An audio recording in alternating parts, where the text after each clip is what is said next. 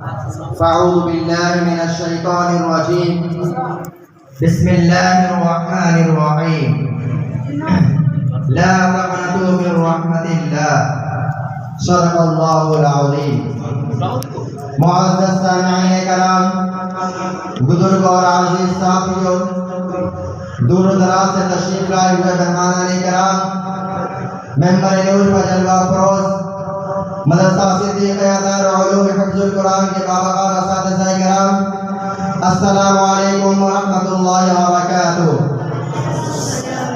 معزز سامعین کرام، بزرگ اور عزیز ساتھیوں، میں سب سے پہلے شکر گزار ہوں اپنے رب کائنات کا کہ جس مولا تعالیٰ نے ہمیں اور آپ کو اس مبارک محفل میں بیٹھنے کی توفیق عطا فرمائی۔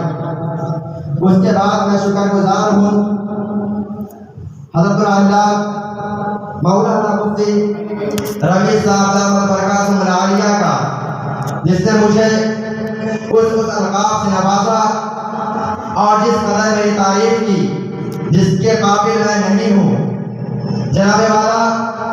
اس کے بعد میں شکر گزار ہوں ممبر نور پر جلوہ افروز تمام باوقار علماء کرام کا۔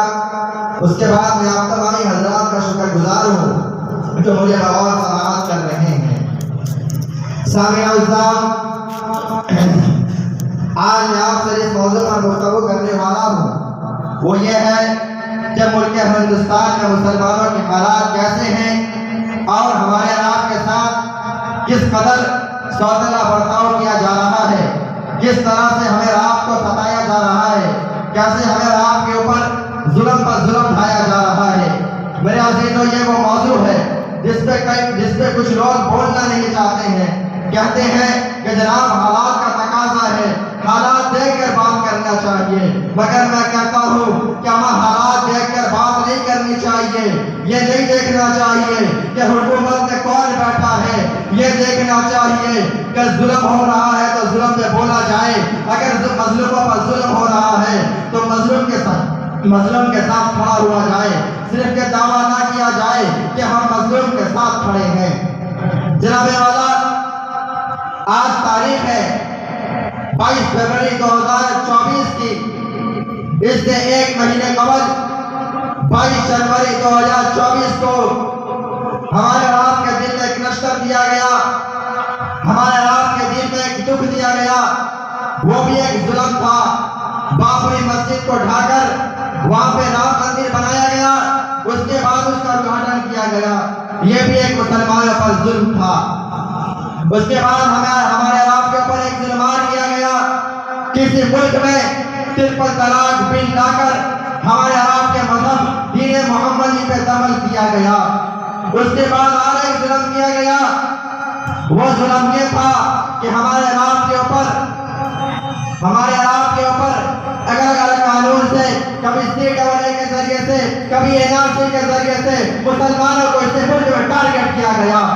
مگر میں بڑی ذمہ داری کے ساتھ اس ممبر نور پر کھڑے ہو کر مدرسہ صدیقیہ دارالعلوم حفظ القرآن کے شہر کے اندر کھڑے ہو کر میں وعدہ کرتا ہوں اور آپ لوگوں سے بھی کہتا ہوں کہ یہ ظلم کبھی برداشت نہیں کیا جائے گا۔ حکومت میں کوئی بھی ہو، حکومت میں فرعون ہو، حکومت میں نمرود ہو، حکومت میں قارون ہو، ظلم کوئی بھی کرے، اس طرح سے ظلم کو برداشت نہیں کیا جائے گا، اس طرح کے ظلم کے خلاف آواز اٹھایا جائے گا۔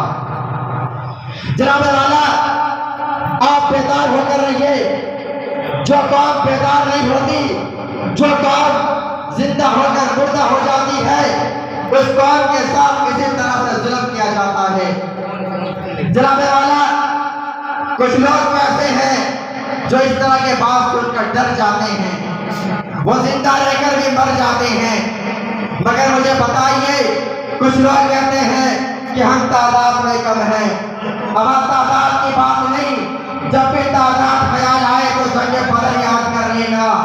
جنگ بدر ایک طرف 313 صحابہ تھے، ایک طرف پورا کفر تھا، اسی طرح ہمارا آپ ہیں، ایک طرف امت محمدیہ کی، ایک طرف پیارے آقا کے ماننے والے ہیں، تو ایک طرف ظالم کا ظلم ہے۔ جناب والا، مایوس وہ ہوتا ہے، افسوس وہ کرتا ہے جسے اللہ کی رحمت پر امید نہیں ہوتا۔ لا तक़नतू मिन रहमतिल्लाह, मोमिन अल्लाह की रहमत से मायूस नहीं हुआ करता। इसलिए कभी भी अल्लाह की रहमत से मायूस मत होइए। अब सवाल ये पैदा होता है कि हम इस तरह के जुल्म से निकले कैसे, हम इस तरह के जुल्म का मुकाबला कैसे करें। इसके लिए एक ही रास्ता है, हमें रात को अपना एक कौमी रहनुमा बनाना होगा, लीडर पैदा करना होगा। जब तक हमारे रात के अंदर लीडरशिप नहीं रहेगी उस वक्त तक हमारा जुल्म का सामना करते रहेंगे। मुझे बताया जाए क्या पार्लियामेंट हाउस में कितने मुसलमानों के रहनुमा हैं? जवाब होगा नहीं है मेरे पास। जवाब का पार्लियामेंट हाउस में एक भी रहनुमा नहीं, तो फिर आपके दर्द को, आपके जुल्म को कौन उठाएगा? आपके साथ जो जुल्म हो रहा है उसके खिलाफ कौन बोलेगा? इसके लिए एक चीज जरूरी है, लीडरशिप पैदा कीजिए। मौला ताला से दुआ है कि मौला ताला हमें रात को कहने सुनने से ज्यादा अमल की तौफीक अता फरमाए।